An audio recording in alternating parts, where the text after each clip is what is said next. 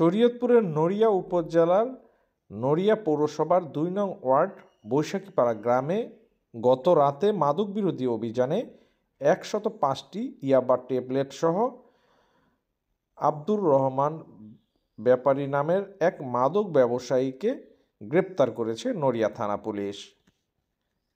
নড়িয়া থানার officer in charge Mohammad Nazmul Hasan জানান, নড়িয়া থানায় কোনো মাদক ব্যবসায়ী থাকতে পারবে না।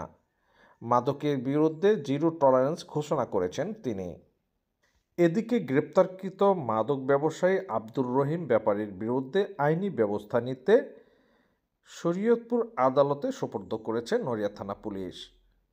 মাদকের বিরুদ্ধে আমরা অভিযান শুরু করেছি এবং মাদককে আমি জিরো টলারেন্স ঘোষণা করেছি।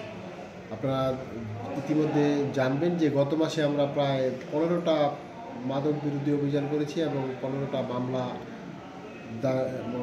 মামলা হয়েছে এবং 15 জনের অধিক আসামি আমরা গ্রেপ্তার করে বিজ্ঞ আদালতে প্রেরণ করেছি। তারাই ধারাবাহিকতায় এ মাসেও আমরা 5টা মাদক দ্রব্য যারা বিক্রি করে তাদের বিরুদ্ধে 5টা মামলা দায়ের করেছি এবং গতকালকে আমরা একজন মাদক ব্যবসায়ীকে আমরা 105 পিস ইয়াবা সহ গ্রেপ্তার করি। তার নাম আব্দুর রহমান ব্যাপারী। সে এই 2 নং